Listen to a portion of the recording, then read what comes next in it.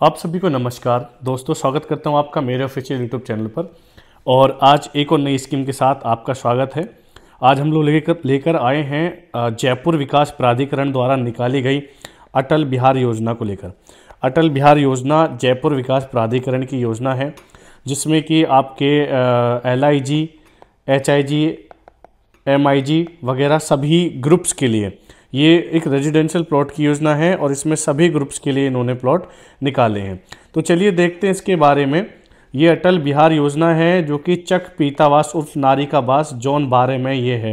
राजस्थान के लोग इस जो एड्रेस है इससे भली भांति परिचित है। विकास प्राधिकरण की ये योजना बड़े अच्छे रेटों पर आई है। अगर बात करें योजना में टोटल नंबर ऑफ प्लॉट की तो 284 प्लॉट नंबर इन्होंने की बार इसमें लेकर आई है। 284 नंबर प्लॉट है। लॉटरी से आवंटन होगा। आवंटन की प्रक्रिया, नियम शर्तों की, आवेदन की पुस्तिका PDF है। पूरा ब्रोशर में आपको बता रहा हूँ ताकि आपको किसी चीज़ की नीड ना हो। तो देखिए, आवेदन की जो तिथि है 18 दिसंबर से इसकी प्रारंभ हो चुकी है। अंतिम तिथि 17 जनवरी है और लॉटरी 29 तारीख को है, यानी कि जनवरी के महीने में ये आपका हो जाएगा। चलिए एक बारी ब्रोशर पर नजर डाल लेते हैं। भाई ये इसका रेरा रजिस्ट्रेशन नंबर है। जिसको रजिस्ट्रेशन नंबर के बारे में जानना है, ये सभी लोग आप जानते ही हैं कि 18 तारीख से शुरू होकर 17 तारीख तक चलने वाली ये प्लानिंग 29 तारीख को आपका लक्की ड्रॉ होगा।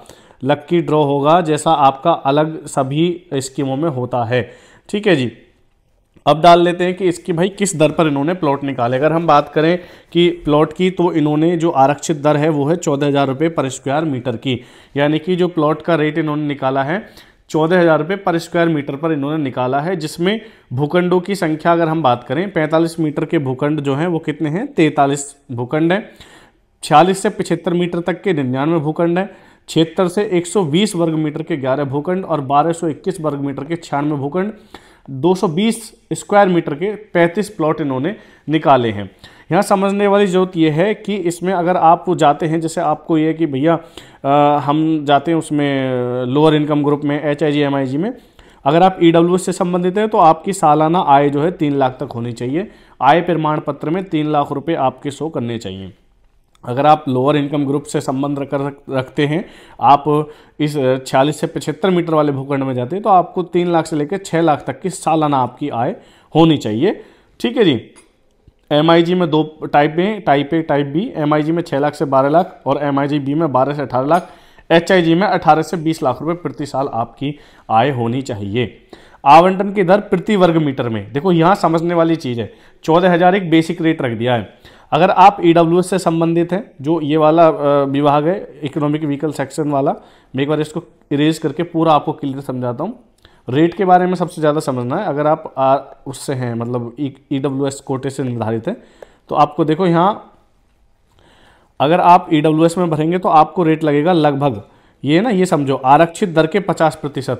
14,000 है तो इसका 50% कितना हुआ, 7,000 रुपये पे 7,000 मीटर का आपको EWS का मिलेगा, जिसमें टोटल नंबर ऑफ प्लॉट 43 हैं। अगर आप LIG पे जाते हैं तो आपको आरक्षित दर के 80% पे, यानी कि 11,200 रुपये पर स्क्वायर मीटर पे आपको ये प्लॉट मिलेगा। अगर आप MIG टाइप A पे जाते हैं तो उसी रेट पे, ये रहा ना आरक्षित दर, तो आरक्षित दर कितनी है, 14,000 रुपये, तो आपको ये मिलेगा 14,000 रुपये पर स्क्वायर मीटर पर। अगर आप जाते हैं टाइप B में तो ये 105% आरक्षित दर से, तो आरक्षित दर 14,000 का 105% हो गया 14,700। ठीक है जी। अगर आप जाते हैं HIG पे तो ये आपको पड़ेगा 15,400 रुपये पर स्क्वायर मीटर। अब ये ध्यान रख लेना, ये रेट है आपके, कंफर्म कर लो आप। इसका चाहे तो स्क्रीनशॉट ले लो जिन्हें नहीं समझ में आया है। अगर आप ऑनलाइन जाना चाहते हैं तो वेबसाइट ये रखिए इसकी, www.JDA यानी कि जयपुर डेवलपमेंट .राजस्थान, ठीक है, .gov.in, ये इसकी वेबसाइट है। वेबसाइट पे जाके आप आराम से इसके बारे में कर सकते हैं। सामान्य शर्तें वही हैं कि आवेदन हेतु प्रक्रिया शुल्क 1,000 रुपये की फीस है, जो कि नॉन रिफंडेबल होगी। उसके साथ कितने पैसे दिए वो उन्होंने लिखा हुआ है प्रॉपर कि भाई 10,000 20,000 जैसा भी है वो उसमें देना है। ठीक है। ये इसकी कुछ शर्तें हैं इसमें कि भाई कैसे कैसे किया है। तो आपने जैसे ये कि आवंटन दिनांक से, सबसे मेन बात है कि लोग पूछते हैं भाई सब निकलते बेच देंगे। भैया 10 वर्ष तक भूखंड का, प्लॉट का हस्तांतरण नहीं किया जा सकता है। ठीक है जी। अगर 5 वर्ष तक अवधि में हस्तांतरण करने की प्रचलित आरक्षित दर की 10% शुल्क वसूल, मतलब 5 वर्ष में भी कर सकते हैं, लेकिन आपको पूरा रजिस्टर्ड करा के आपको देना होगा जितना आपका पैसा है, ठीक है। और वो भी आपको वहाँ से अनुमति लेनी पड़ेगी, ठीक। भूखंड का कब्जा प्राधिकरण द्वारा कब्जा पत्र जारी, अलॉटमेंट लेटर जारी होने की तिथि से 15 दिवस में संबंधित कनिष्ठ अभियंता को से संभालना होगा। आप अपना अलॉटमेंट लेटर आपका जब जारी हो गया है, आप 15 दिन की अवधि में ले सकते हैं। आवेदन करने की प्रक्रिया ये है, या तो आप हमारी टीम से करा सकते हैं, या आप सेल्फ कर सकते हैं, दोनों तरीके हैं। वेबसाइट ये है, इस वेबसाइट पे जाके आप इसको अप्लाई कर सकते हैं। भुगतान करने के लिए आप net banking, credit card, debit card के माध्यम से कर सकते हैं।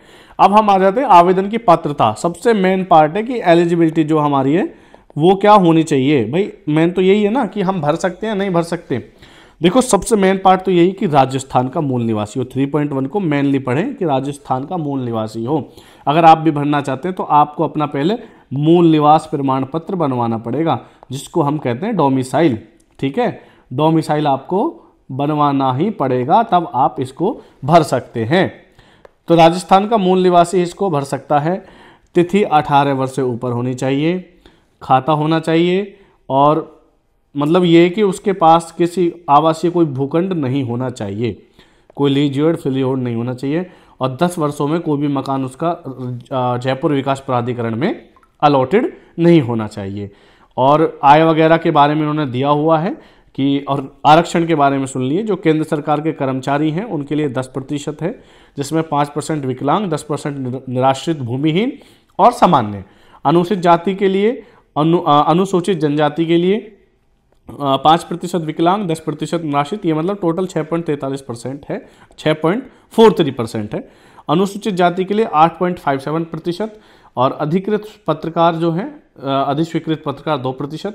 ट्रांसजेंडर व्यक्ति सबसे अच्छी बात है, देखो इन्होंने इनके लिए रखा है, ये बहुत खुशी की बात है, क्योंकि ये भाई नेचुरल होती चीज़ें, और इनके बारे में एक बहुत सूक्ष्म तरीके से सोचना ये भी बहुत बड़ी बात है। तो थैंक यू राजस्थान गवर्नमेंट कि आप लोग इनके लिए कुछ कर रहे हो, बहुत अच्छी बात है।